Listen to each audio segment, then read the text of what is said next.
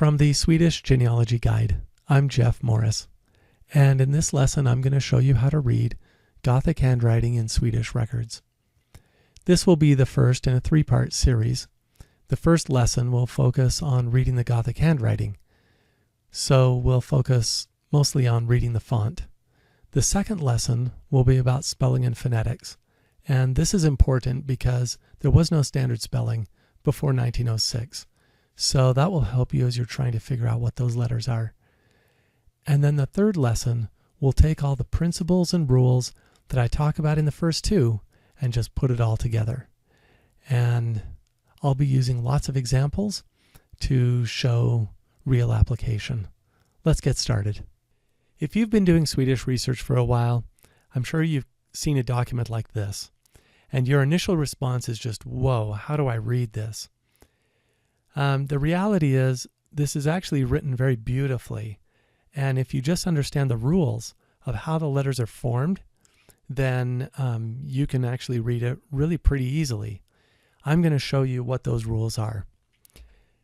Now, to get started, I just want to mention that the Swedish alphabet has 3 extra letters that we don't have in the English alphabet, and those are the letters Å, Ä, and Ö. And they come after the letter Z in alphabetical order. Now, one time I was helping someone with Swedish genealogy, and I came across this example in a parish book.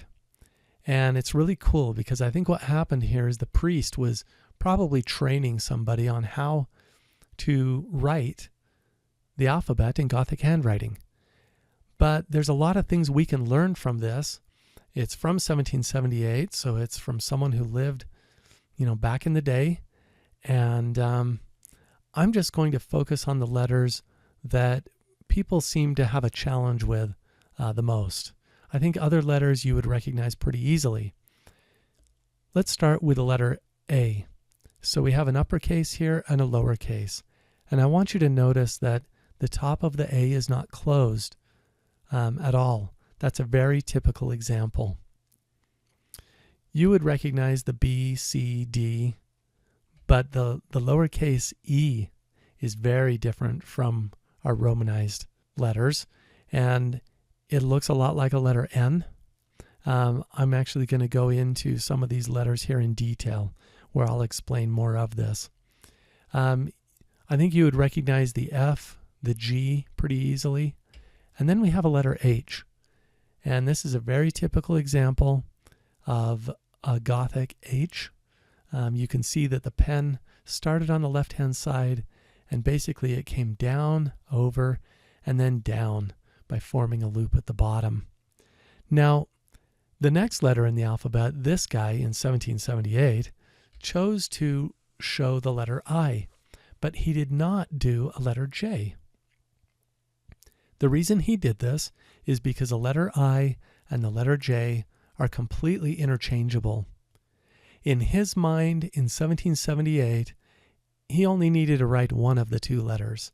After that, he added a few examples of the letter K.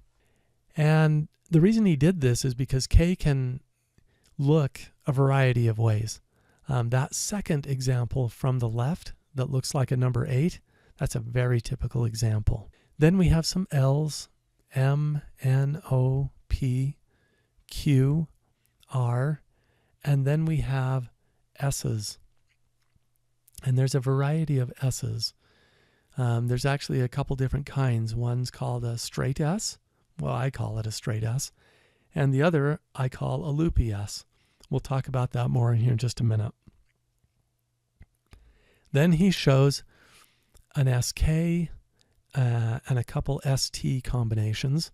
And notice how in these letters he connected them across the top. So it's actually, an SK connected, ST connected. That's a very typical example. And then we have a couple of T's followed by a U. And above the U he has this mark. They call that the U-bogen in German. And that helps to distinguish the U when you have a M or a N nearby. The next letter he has here is a V. And notice he did not do V and W.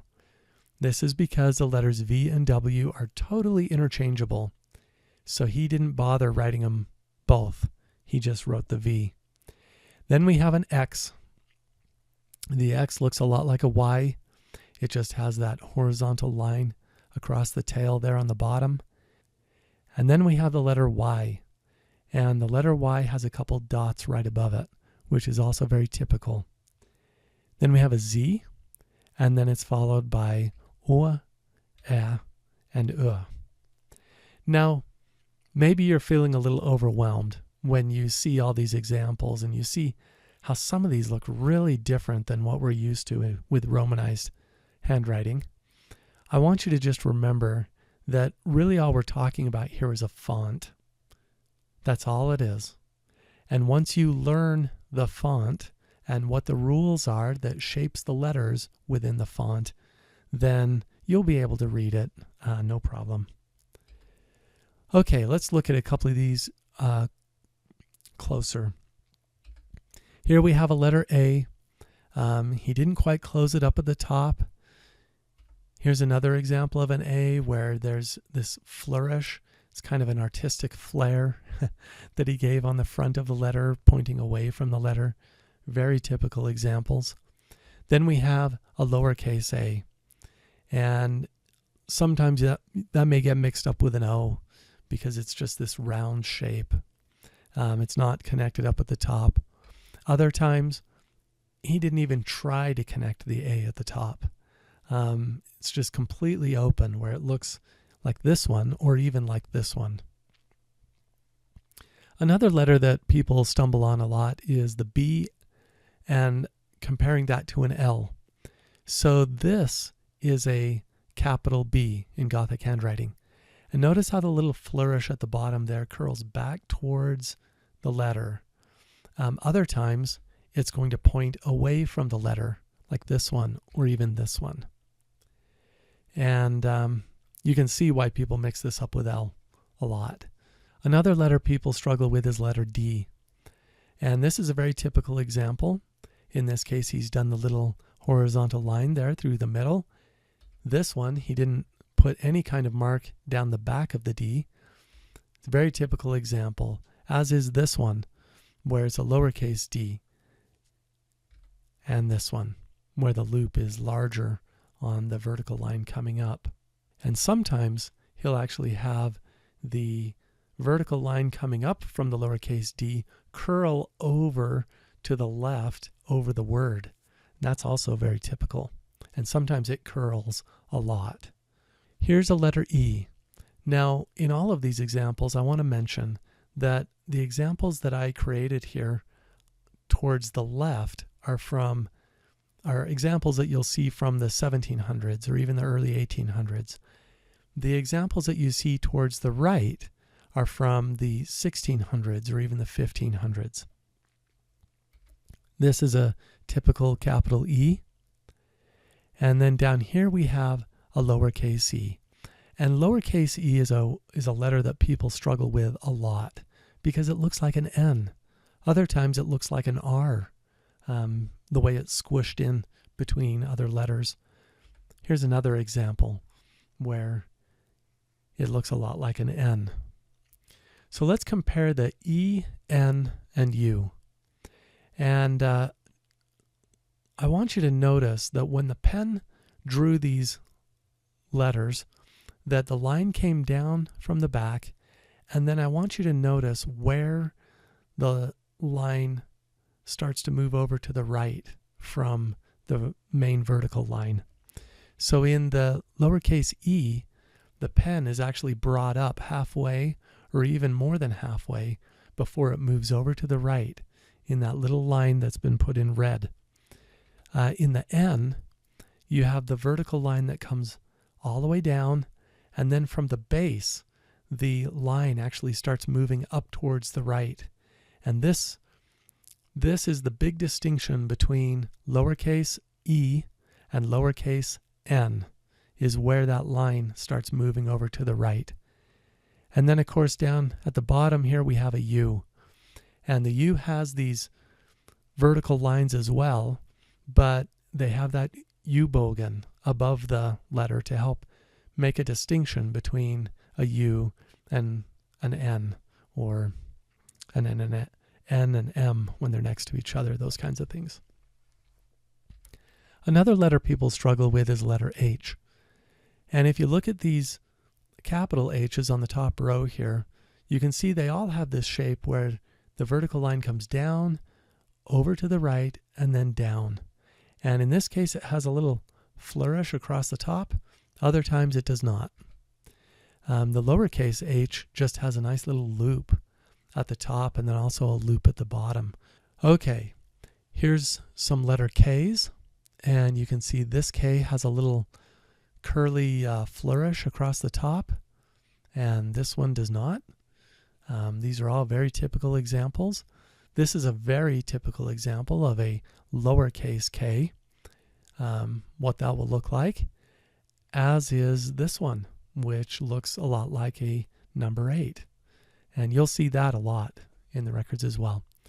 Now, one of the letters that can be really difficult for people is a letter S. I like to call this one the loopy S because the pen started over from the left and it came down, formed a loop at the bottom, and then came back up. The loop that you see on the left side at the top is really just a flourish. It's just artistic. Other times you'll see the loopy S and it's much more simple like this. But they've always got the loop down there at the bottom. Then we have the lowercase loopy S. And again, the pen came from the left, comes down, makes a little loop, and then goes back up to the right. And here's another example where you have a little flourish on the left. But sometimes the flourish on the left of the lowercase loopy s can really get very decorative, as we'll see in some of the examples that we look at. Now, the loopy s is used in very specific ways. So the uppercase loopy s is used for nouns that begin with a letter S. And the lowercase loopy s is used on the end of a word when that word ends with S. So if you see a capital loopy S, it's a noun. And if a word ends with S, it's always going to end with a lowercase loopy s. Then we have what I call the straight S. Now, the straight S a lot of times can just look like a vertical line. And basically, straight S is used in the middle of a word. It can also be used at the beginning of a word when that word is not a noun. So those are the rules. And as we look at some examples in lesson 3, I'm going to refer back to these rules to just bring it all together, and it should be easier to see at that point. Now, all of these alphabet examples are available through our Learning Center in a PDF that I created. I also want to mention that there's a great tool online at tidatext.se. And this is a free tool that was created in Sweden.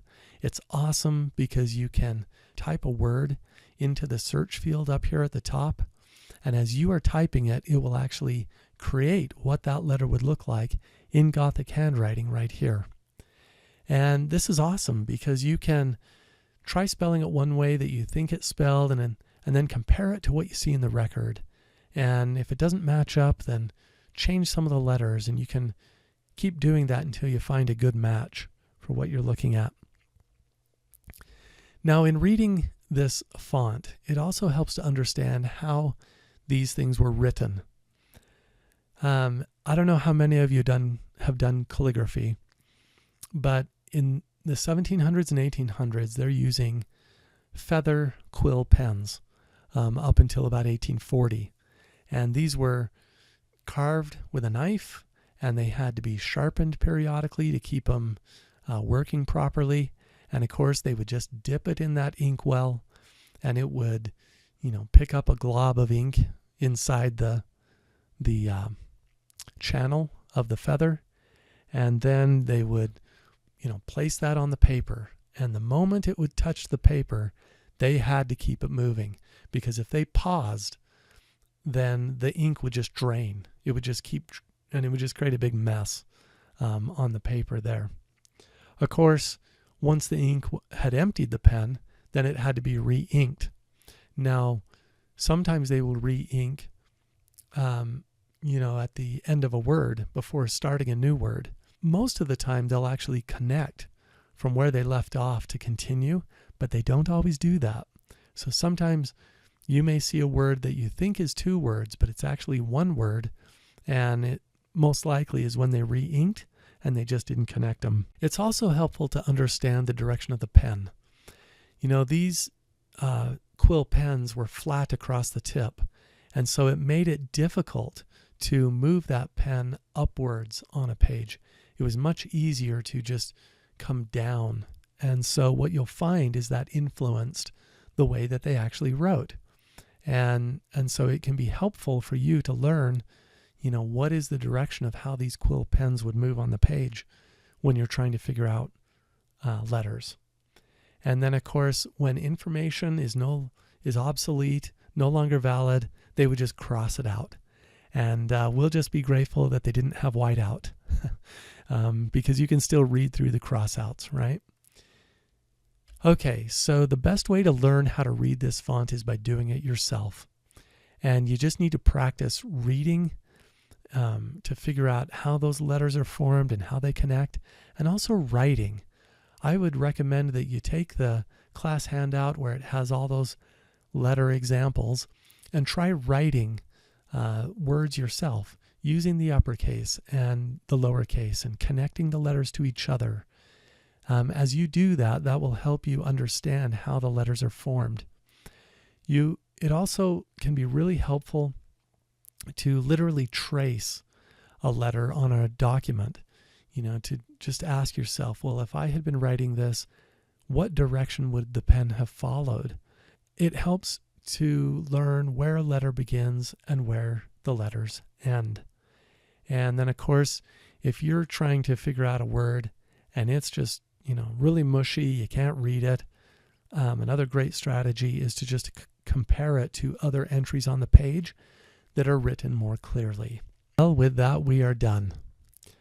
I would invite you to continue your journey of reading this Gothic handwriting by watching videos 2 and 3. If you appreciate this content, I'd be grateful if you'd give it a like or share it through one of the social media channels. Thank you.